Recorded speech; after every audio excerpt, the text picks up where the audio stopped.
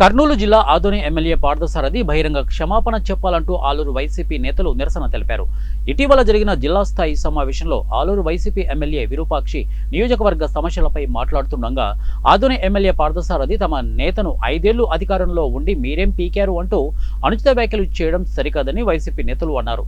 కూటమి ప్రభుత్వం అధికారంలోకి వచ్చి 9 నెలలు గడుస్తున్నా మీరేం పీకారు అంటూ పార్థసారథిని వైసీపీ నేతలు ప్రశ్నించారు. తక్షణమే ఆదోని ఎమ్మెల్యే పార్థసారథి తమ నేతకు బహిరంగంగా క్షమాపణ చెప్పాలి అంటూ వారు డిమాండ్ చేశారు. మళ్ళా ఇదే పార్థసారథి గారి పైన మళ్ళా మహాకూటమి నాయకులే ఆ రోజున దాడి చేసిన ఘటనలు కూడా ఉన్నాయి. అదేవిధంగా 2019లో మళ్ళా కర్నూలు జిల్లా బీజేపీ తరపు నుంచి ఎంపీగా పోటీ చేసి ఓడిపోయిన ఘనత ఈ పార్థసారథి గారిది.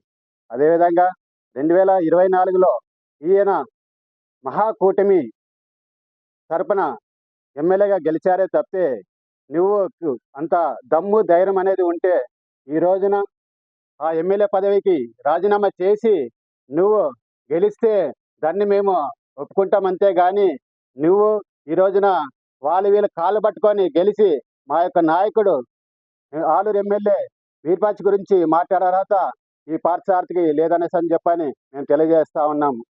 నీకు అంతగా దమ్ము ధైర్యం మాట్లాడేది ఉంటే మీ యొక్క కూటమి యొక్క మేనిఫెస్టోలో ఉన్నటువంటి సూపర్ 6 పథకాల గురించి నువ్వు అమలు చేసే విధంగా మాట్లాడితే సరిపోతా ఉంది. మళ్ళీ ఈరోజు అని చెప్పేసి ఈ సందర్భంగా మీకు తెలియజేస్తున్నా.